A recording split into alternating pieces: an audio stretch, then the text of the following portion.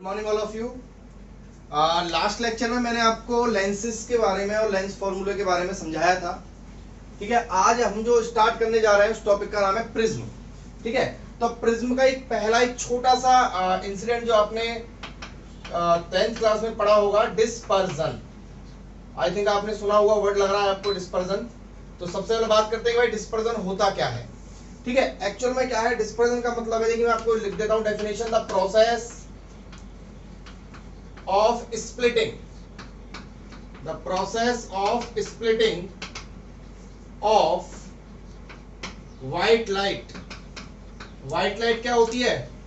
जो सनलाइट होती है ना, सनलाइट, उसको अपन बोलते हैं white light into its colour components, into its colours, उसको अपन बोलते हैं डिस्पर्जन। यानी कि व्हाइट लाइट का अपने 7 कलर कंपोनेंट्स में ब्रेक हो जाना क्या कहलाता है? डिस्पर्जन कहलाता है। और मैं आपको बता दूं कि this process, the dispersion is possible by prism only. ये जो डिस्पर्जन प्रोसेस है ये केवल और केवल प्रिज्म के थ्रू ही पॉसिबल है। ठीक है, तो प्रिज्म के थ्रू पॉसिबल क्यों है? देखिए प्रिज्म क्या होता है, प्रिज्म एक ऐसी चीज होती है, ठीक है, आप सब लोगों ने प्रिज्म जो है वो देखा।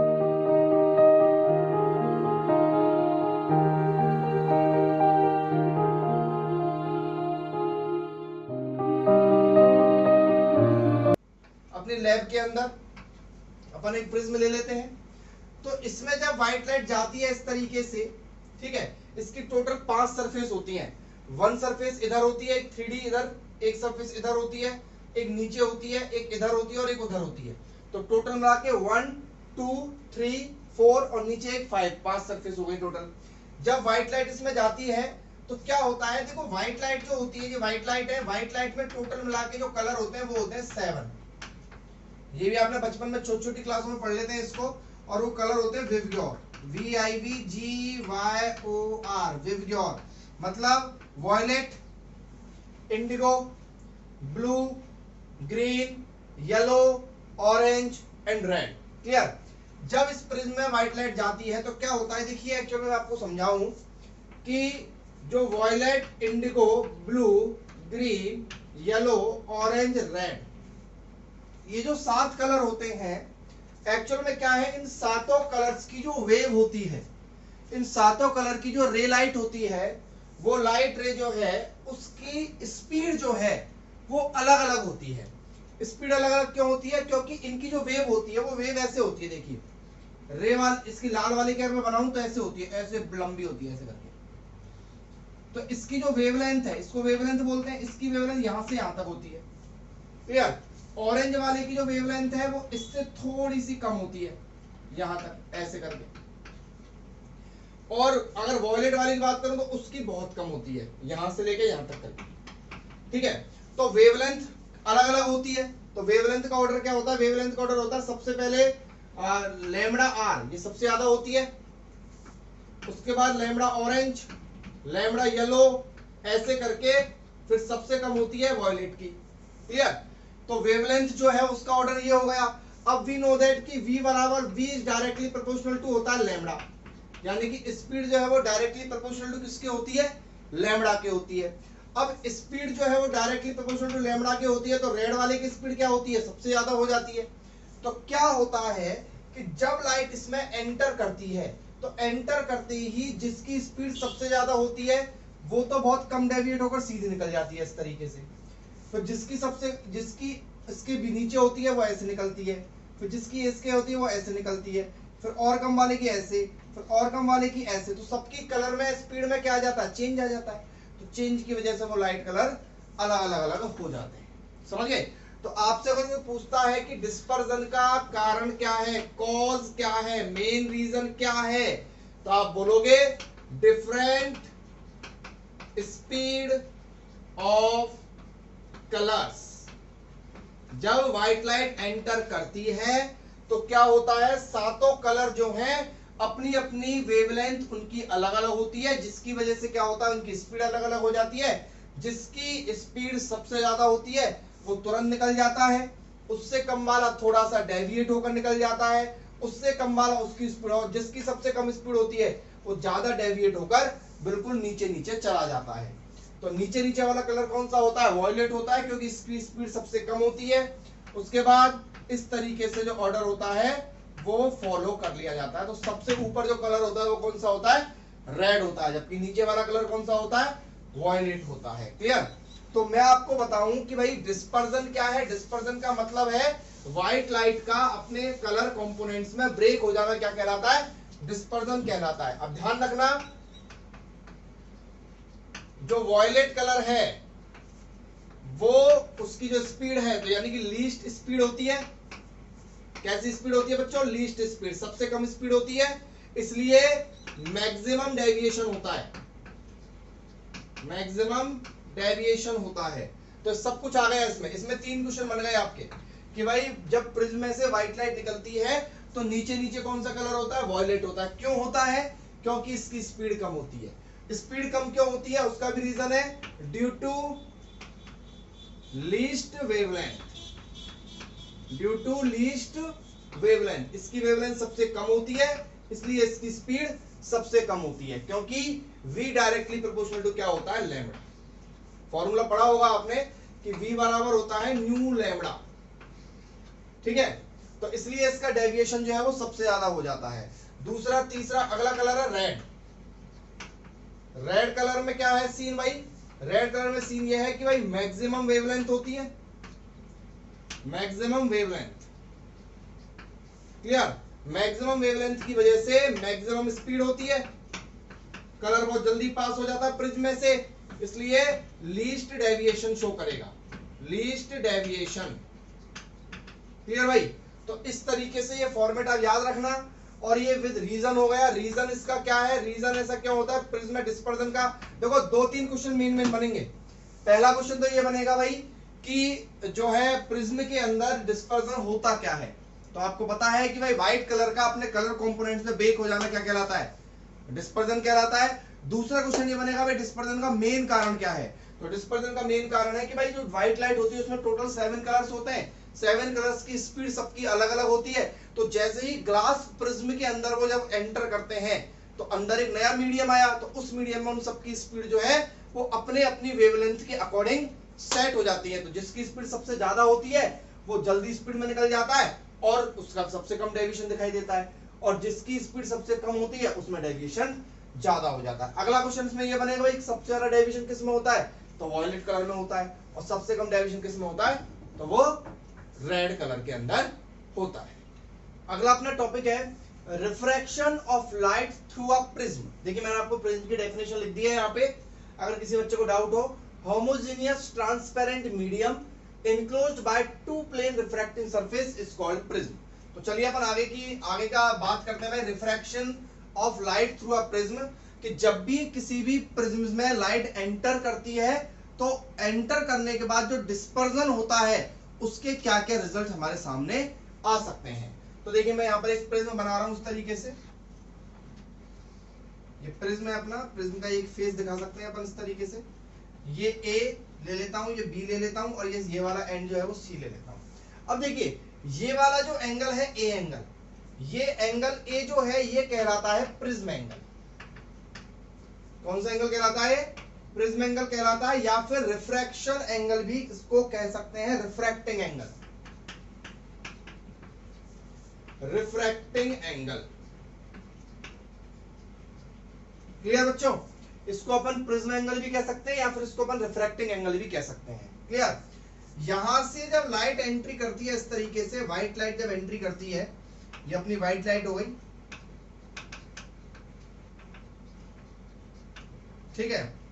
तो ये नॉर्मल हो गया, इस सरफेस पर नॉर्मल ऐसे होगा, ये नॉर्मल हो गया। क्लियर? इस पॉइंट को मान लेता हूं मैं P, ठीक है? अब क्या है कि लाइट जानी चाहिए थी ऐसे,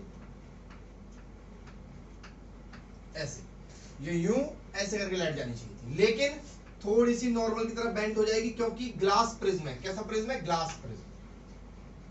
ग्लास प्रिज्म है, रिफ्रैक्टिव इंडेक्स n है इसकी, बाहर एयर है, तो लाइट ऐसे जानी चाहिए थी लेकिन थोड़ी सी नॉर्मल की तरफ मुड़ जाएगी। अब जब लाइट जो है इस डेंसर मीडियम से बाहर निकलेगी तो क्या होगा? बाहर निकलेगी तो लाइट जानी चाहिए थी सीधी।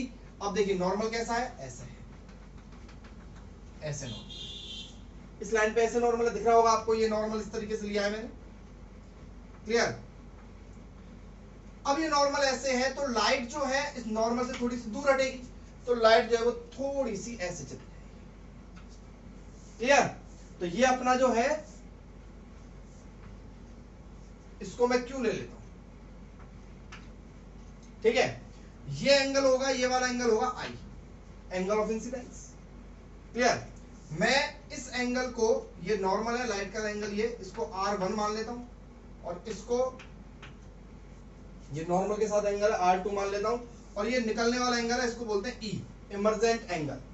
तो I यहां पर क्या हो गया, angle of incidence, angle of incidence, और R जो है R1 एंड R2, इनको अपन क्या बोलेंगे, रिफ्रैक्शन एंगल, रिफ्रैक्शन एंगल, वो रिफ्रैक्टिव एंगल था, ठीक है। और E जो है उसको बोलेंगे इमर्जेंस एंगल, इमर्जेंस एंगल। आप नोट कर लेना इन चीजों को, क्लियर। तो ये R1 हो गया, देखो मैं वापस बताया तो ये R1 हो गया और ये R2 हो गया, क्लियर है। अब देखिए P हो गया, ये Q हो गया, इसको नाम दे देता हूं मैं, दोनों का N दे देता हूं नाम, इसको N हटा देता हूं यहां से, ये N हो गया। आप देख लीजिए पूरा प्रिज्म का मैंने बड़ा बनाऊंगा इसको थोड़ा सा, चलिए मैं इसको मिटा के यहाँ पे थोड़ा सा बड़ा कर देता हूं, जिससे कि आपको अच्छी तरह क्लियर समझ में आ जाएगा ये, क्लियर।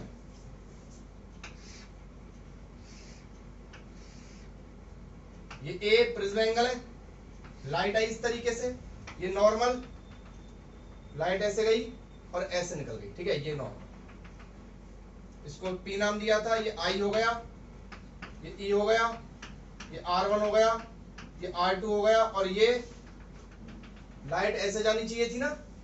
और अब देखो लाइट, एक्चुअल में लाइट जानी चाहिए थी ऐसे, बट लाइट गई कैसे है, लाइट गई है ऐसे, लाइट जानी चाहिए थी ऐसे, बट लाइट गई कैसे है, ऐसे। तो ये जो एंगल है ना, ये वाला एंगल, ये वाला एंगल, यानी कि ये देखो एंगल कहां बन रहा है, ये एंगल बन रहा है direction of incidence and direction of emergence के बीच में, इसको बोलते हैं डेल्टा। क्या बोलते हैं, डेल्टा। और ये होता है angle of deviation, angle of deviation. अब क्वेश्चन ये बनता है कि साहब एंगल ऑफ डेविएशन क्या होता है, यानी कि एंगल ऑफ डेविएशन को अपन डिफाइन कैसे करेंगे, तो बहुत नॉर्मल सी बात है कि the angle between the direction of incident ray and the emergent रे। देखो जानी चाहिए थी ऐसे पर गई ऐसे, तो इतना ही तो डेविएशन होगा भाई, ऐसे जानी चाहिए थी पर गई ऐसे, तो इतना क्या हो गया, डेविएशन हो गया, इतनी विचलित हो गई वो अपने मार्ग से, क्लियर। तो इसको बोलेंगे एंगल ऑफ डेविएशन, क्लियर। इतनी डेविएट जो है वो लाइट इतनी डेविएट हुई है, ओके। अब देखिए यहां पर एक बात करते हैं अपन, इसको मैं N ले लेता हूं, चलिए। अब आपको दिख रहा है यहां पर APN और इसको Q, एक क्वाड्रिलेटरल आपको दिखाई दे रहा है APNQ, देखिए APNQ, ये वाला APNQ। तो मैं लिख देता हूं, इन क्वाड्रिलेटरल APNQ, क्लियर। तो APNQ में देखिए angle A plus angle P plus angle N plus angle Q बराबर कितना होगा, 360 डिग्री, क्योंकि क्वाड्रिलेटरल के एंगल्स का सम कितना होता है, 360 डिग्री होता है।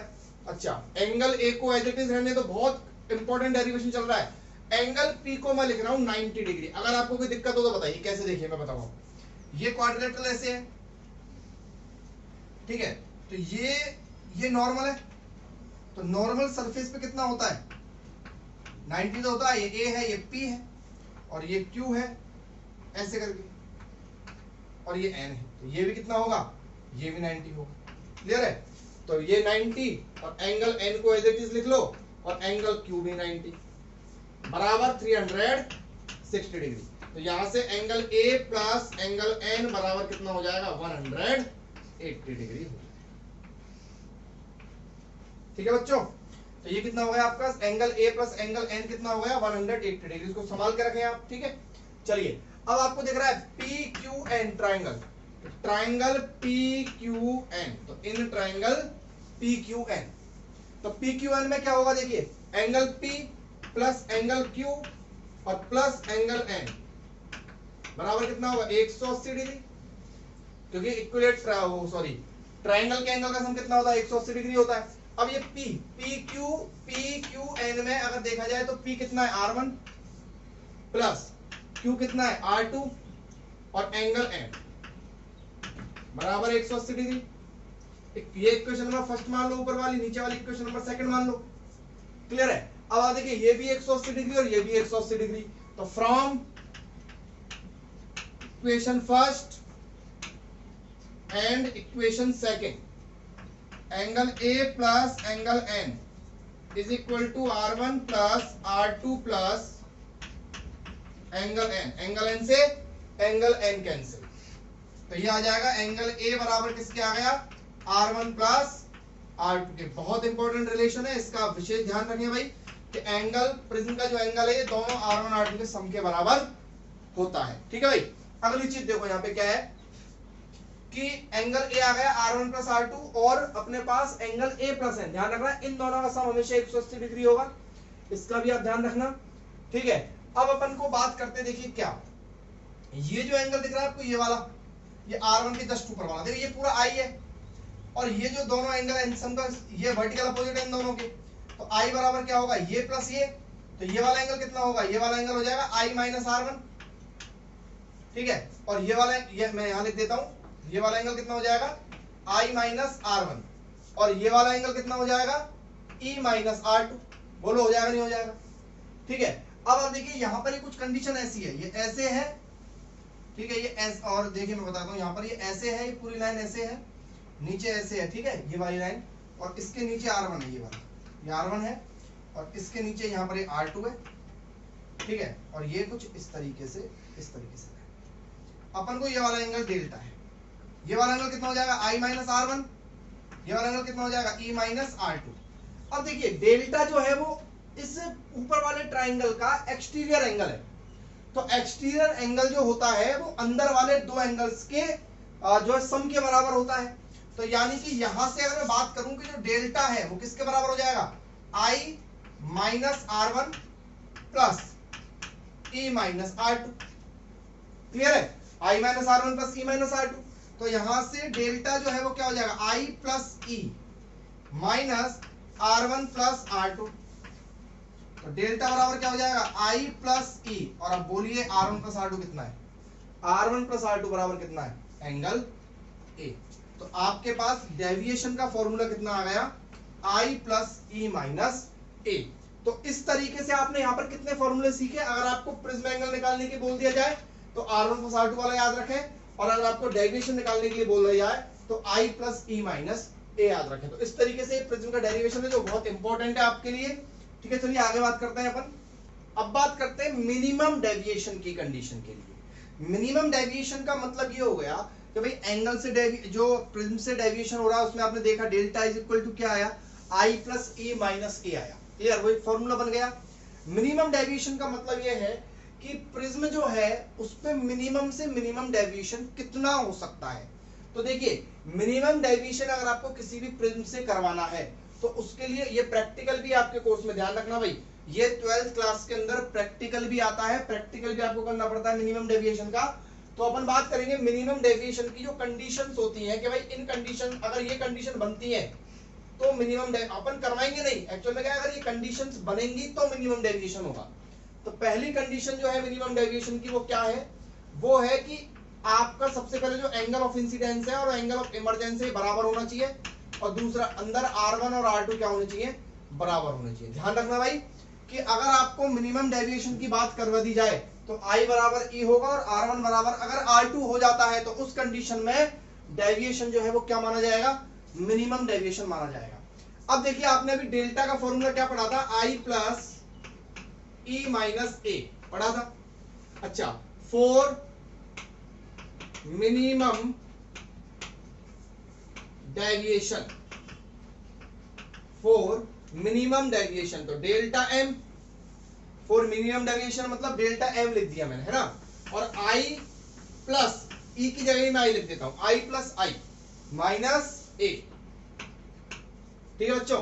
तो डेल्टा एम और ये ए इधर आ जाएगा तो प्लस का ए बराबर 2i, तो यहां से i बराबर क्या हो जाएगा, delta M plus A upon 2। आई की वैल्यू आ गई कितनी, delta M plus A upon 2, अभी खत्म नहीं हुआ, देखते जाओ। अच्छा, एंड यू नो दैट कि R1 प्लस R2 बराबर क्या होता है, ए होता है। तो R1 की जगह भी R रखना है और R2 की जगह भी R रखना है, तो R प्लस R बराबर ए, तो R बराबर क्या हो जाएगा, a बाय 2। तो R की वैल्यू आ गई, I की वैल्यू आ गई। क्या कह रहा है दिल कह रहा है भाई n इज इक्वल टू क्या होता है, sine I upon sine R। Refractive index बराबर क्या होता है, sine I upon sine R, prism की रिफ्रैक्टिव इंडेक्स है, क्लियर है। तो साइन I की जगह बोलो delta M plus A upon 2 upon, और नीचे साइन R की जगह बोलो a बाय 2। तो n बराबर क्या हो गया, sine delta M plus A upon 2 और नीचे साइन a बाय 2। मैं बता रहा हूं आपको, बहुत इंपॉर्टेंट फॉर्मूला भाई, बहुत इंपॉर्टेंट। ये मान लो कि बहुत सारे क्वेश्चन सॉल्व होंगे आपके, एनसीईआरटी के भी हो जाएंगे और आपके क्या कहते हैं जो कंपटीशन एग्जाम्स के क्वेश्चन है वो भी बहुत आते हैं इससे। अच्छा, अब यहां पर एक कंडीशन जो हर बार लेते हैं कि if angles are very very small, if angles are very very small, अगर एंगल्स बहुत छोटे छोटे हैं तो क्या करेंगे भाई, sine theta is equal to theta, है ना। तो n बराबर क्या हो जाएगा, n बराबर हो जाएगा, साइन हटा दो, क्या लिखो, delta M plus A upon 2 और नीचे साइन a बाई 2 की जगह केवल क्या आ जाएगा, a अपॉन 2, 2 से 2 कैंसिल, तो n बराबर delta M plus a upon a। तो डेल्टा m बराबर क्या हो जाएगा, a n इधर आएगा तो n a, ठीक है, माइनस ए करके देखना आप, ठीक है। तो यहां से delta M is equal to A common क्या बचा, n माइनस 1। तो मिनिमम डेविएशन का एक फॉर्मूला और आ गया। अगर एंगल छोटा है, एंगल मतलब 2 डिग्री 3 डिग्री है तो ये फॉर्मूला लगाइए, एंगल अगर बड़ा है तो आपको ये फॉर्मूला लगाना पड़ेगा, तब जाके आपका ये क्वेश्चन यहाँ पर जो है वो सॉल्व होगा। तो ये अपने प्रिज्म का जो है वो एक कॉन्सेप्ट हुआ। क्वेश्चन है the angle of prism is 60 degree and the angle of minimum deviation for a given beam of light is 30 degree. What is the refractive index of material of prism? तो small angle तो है नहीं है, 30-60 degree है, तो इसमें formula अपना क्या निकालना है अपन को, रिफ्रैक्टिव इंडेक्स। तो n इज इक्वल टू क्या होता है, sine delta M plus A upon 2 upon sine A upon 2, clear. इसमें से आपको क्या कह देना, देखो प्रिज्म एंगल गिवन है, यानी कि a इज इक्वल टू कितना गिवन है, 60 डिग्री गिवन है, क्लियर। और minimum deviation for a given beam of light is 30 degree, delta m कितना है, 30 डिग्री गिवन है।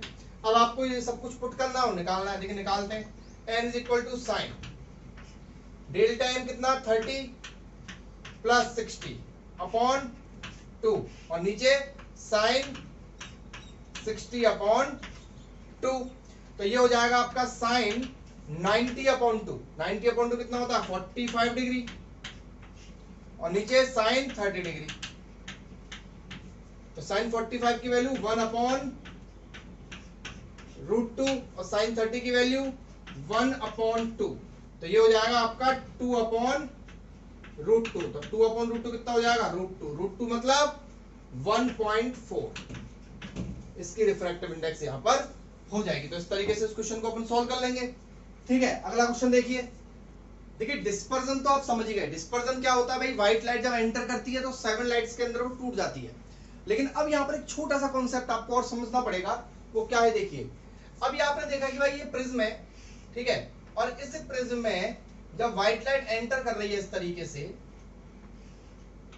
ठीक है, तो व्हाइट लाइट जो है वो 7 कलर कंपोनेंट्स में टूट रही है।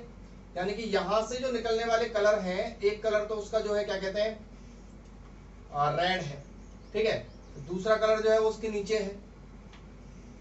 इस तरीके से 7 कलर में तोड़ देता हूं मैं एक बार पहले।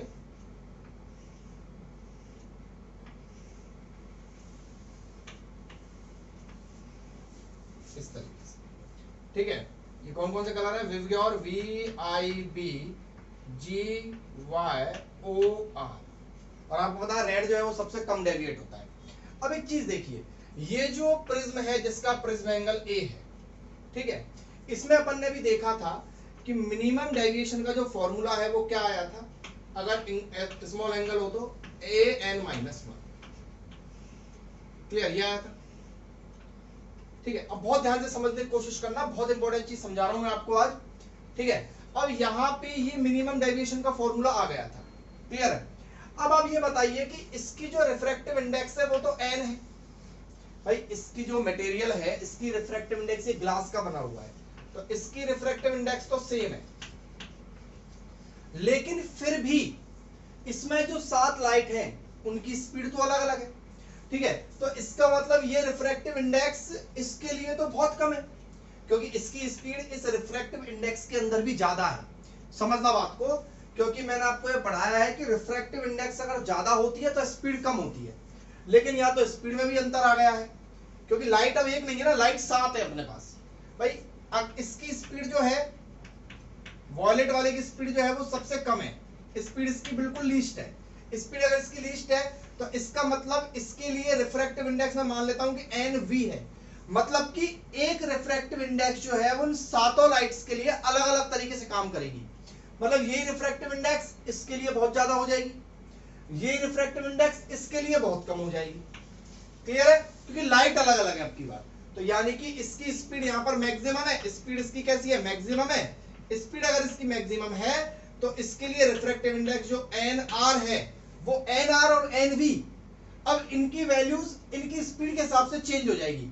यानी कि मैं बोलूं कि रिफ्रैक्टिव इंडेक्स ऑफ वॉयलेट वो यहां पर सबसे ज्यादा होगी, रिफ्रैक्टिव इंडेक्स ऑफ इंडिगो होगी, फिर उसके बाद रिफ्रैक्टिव इंडेक्स ब्लू होगी, रिफ्रैक्टिव इंडेक्स ग्रीन होगी, रिफ्रैक्टिव इंडेक्स येलो होगी, रिफ्रैक्टिव इंडेक्स ऑरेंज होगी, और रिफ्रैक्टिव इंडेक्स फिर रेड होगी। यानी कि रेड की रिफ्रैक्टिव इंडेक्स सबसे कम होगी।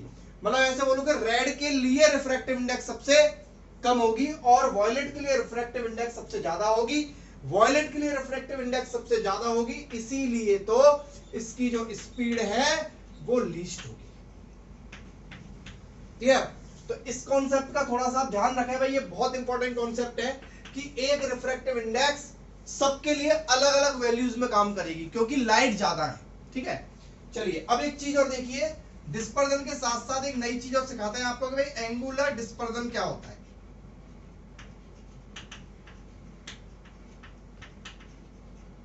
एंगुलर डिस्पर्जन, ठीक है, तो एंगुलर डिस्पर्जन क्या होता है देखिए, मैं आपको समझाऊं, इस डायग्राम को थोड़ा सा मिटाऊंगा मैं,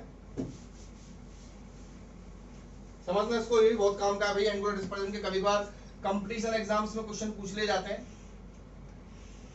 ठीक है, ये व्हाइट लाइट इस तरीके से गई, ठीक है, अब ये जानी चाहिए थी ऐसे सीधी, ठीक है, पर लेकिन क्या हुआ, मान लो कि ये रेड है, ये रेड है, और ये ऐसे करके ये ब्लू है, ये वॉयलेट है।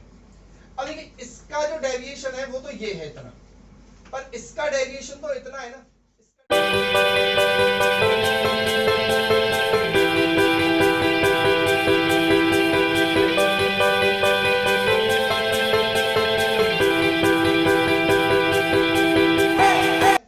इसका डेविएशन कितना है और इसका डेविएशन कितना है।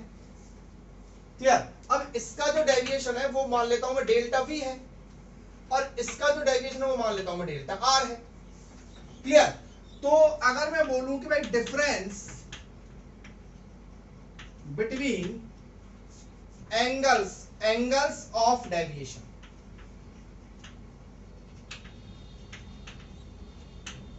समझ गए? डिफरेंस देखिए, इसका ये इतना एंगल, इसका इतना बड़ा एंगल बन रहा है वॉयलेट का, जबकि रेड ऊपर से निकल रही तो उसका इतना सा एंगल बन रहा है। तो यानी कि थीटा, इसको बोलते हैं एंगुलर डिस्पर्जन को डिनोट करते हैं थीटा से, तो थीटा बराबर हो जाएगा delta V minus delta R। यानी वॉयलेट का डेविएशन, मान लो वॉयलेट जो है वो 30 डिग्री डेविएट हुआ और रेड जो है वो 20 डिग्री डेविएट हुआ, और 20 से 30 के बीच में और सारे कलर आ गए, तो जो इसका प्रिज्म का जो एंगुलर डिस्पर्जन हुआ वो कितना हुआ? 10 डिग्री हुआ। समझ गए? मान लो इसका 20 है, इसका 5 है, तो कितना हुआ? 15 डिग्री एंगुलर डिस्पर्जन हुआ। Theta is equal delta V delta M is equal to कितना था, ए एन माइनस वन था। डेल्टा वी कितना होगा, डेल्टा वी होगा A N V minus one. बोलो कर सकते हैं अपन, मैंने वॉलेट के लिए रिफ्रैक्टिव इंडेक्स रख दी यहाँ पे। डेल्टा आर कितना होगा, डेल्टा आर होगा A N R minus one, क्योंकि पूरा की पूरा खेल जो है वो रिफ्रैक्टिव इंडेक्स का ही तो है। क्लियर? तो डेल्टा वी की जगह क्या रखूंगा मैं, A N V minus one minus, और डेल्टा आर कितना रखूंगा, A N R minus one. ठीक है बच्चों, अब इसको सॉल्व करते हैं अपन। सॉल्व करते हैं तो क्या हो जाएगा, ए एन वी माइनस ए, ठीक है, फिर उसके बाद माइनस ए एन आर, ठीक है, माइनस माइनस प्लस ए से ए कट गया, तो थीटा बराबर कितना है यहाँ पे, A common N V minus N R. तो यह आपका ध्यान रखना भाई, ये है एंगुलर डिस्पर्जन का फॉर्मूला। थीटा बराबर होता है A N V minus N R. Next अपना टॉपिक है डिस्पर्सिव पावर। देखिए डिस्पर्सिव पावर, मैं पूरा डिस्पर्जन आज आपको मैंने पढ़ाया है, पूरा डिस्पर्जन के बाद डिस्पर्जन क्या होता है, प्रिज्म में डिस्पर्जन जो है वो कैसे देखा जाता है, प्रिज्म का जो रिफ्रैक्टिव एंगल रिफ्रैक्टिव इंडेक्स का जो फॉर्मूला है वो क्या होता है, मिनिमम डेविएशन का फॉर्मूला जो है क्या होता है, एंगुलर डिस्पर्जन और डिस्पर्जन तो मतलब split into 7 colours, and angular dispersion क्या है, difference between angles of deviations. Clear? तो अगला टॉपिक है अपना डिस्पर्सिव पावर। डिस्पर्सिव पावर को डिनोट करते हैं बेटा ओमेगा से। And what is omega, omega क्या होता है, इट इज द रेशो, ये रेशो है किसका, एंगुलर डिस्पर्जन का, एंगुलर डिस्पर्जन यानी कि थीटा का रेशो है किसके साथ, मीन कलर डेविएशन के साथ। अब आपके दिमाग में आएगा भाई मीन कलर कौन सा होता है, तो मीन कलर होता है येलो कलर। मीन कलर किसको माना गया बच्चों, येलो कलर को मीन कलर माना गया है। इसे क्यों माना गया है, इसकी चर्चा अपन बाद में करेंगे, लेकिन अभी अपन डिस्पर्जन पावर पढ़ रहे हैं, तो ध्यान रखना मीन कलर येलो माना गया है। तो ओमेगा इज इक्वल टू हो जाएगा, एक तरीके से अगर मैं इन शॉर्ट बोलूं तो theta upon delta Y, deviation of mean colour. चलिए तो इसका फॉर्मूला बना के सॉल्व कर लेते हैं इसको। तो omega is equal to theta, theta भी मैंने क्या पढ़ाया था, N V minus N R, ये पढ़ा था। क्लियर है? देखिए आप थीटा को, और डेल्टा वाई, बोलो A N Y minus one, refractive index Y की माइनस वन, तो ए से ये क्या हो जाएगा, कैंसिल हो जाएगा, तो ओमेगा बराबर क्या हो जाएगा, N V minus N R upon N Y minus one. तो ये हो गई अपनी डिस्पर्सिव पावर। और ध्यान रखना इनके कोई भी यूनिट्स नहीं होती है, ध्यान रखना, क्लियर, क्योंकि ऊपर भी रिफ्रैक्टिव इंडेक्स है और नीचे भी रिफ्रैक्टिव इंडेक्स है। तो आज का लेक्चर अपन यही फिनिश कर रहे हैं अभी, ठीक है। लेकिन मैं आपको बता दूं कि अगला जो अपना टॉपिक है वो होने वाला है अपना रेनबो पढ़ेंगे अपन अगले टॉपिक में, रेनबो, और रेनबो के बाद स्कैटरिंग ऑफ लाइट अपन पढ़ने वाले हैं। स्कैटरिंग ऑफ लाइट पढ़ने के बाद अपने ऑप्टिकल डिवाइसेस आ जाएंगी, यानी कि आई थिंक ये मान लो कि इसके बाद 3 लेक्चर और अपन लेके चलेंगे इसके, और 3 लेक्चर के अंदर रे ऑप्टिक्स में फिनिश हो जाएगा। 9 नंबर का चैप्टर है, बहुत ध्यान से नोट्स को लर्न करें, बहुत ध्यान से वीडियोस को देखें। एक भी अपनी क्वेरीज हो तो मुझे कमेंट बॉक्स में लिख दें, आपका काम हो जाएगा। Thank you.